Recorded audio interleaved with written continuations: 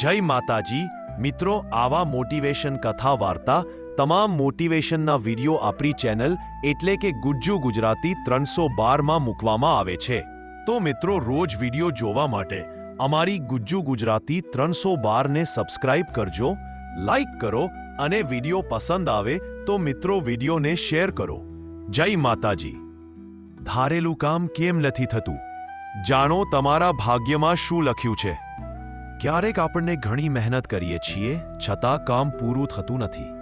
એ સમયે મનમાં પ્રશ્ન થાય, ભગવાન, મારી સાથે જ આવું કેમ થાય છે? પણ સાચું કહીએ તો દરેક વિલંબ પાછળ કોઈ ઊંચો હેતુ છુપાયેલો હોય છે.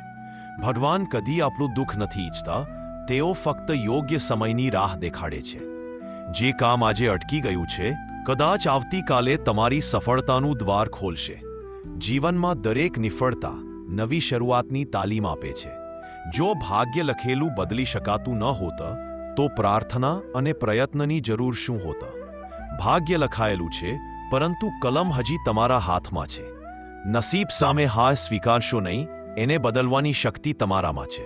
કોઈ દિવસ એવો આવે છે જ્યારે આજના સંઘર્ષ માટે તમે આભારી રહેશો.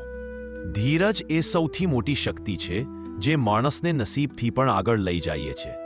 જે માણસ સતત પ્રયત્ન કરતો રહે છે તેની પાસે વિશ્વ પણ વળી આવે છે.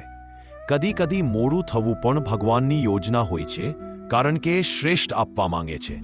તમે ફક્ત આગળ વધતા રહો, પરિણામ ચોક્કસ આવે છે. વિશ્વાસ રાખો, જે મારા માટે લખાયું છે તે મને મળી રહેશે. કોઈ રોકી નહીં શકે. ધારેલું કામ ત્યારે જ થાય છે જ્યારે તમારો વિશ્વાસ તમારી ભય કરતાં મોટો હોય. ભગવાન પર અને પોતાના પ્રયત્નો પર વિશ્વાસ રાખો. ભાગ્ય તમારું સાથ આપશે.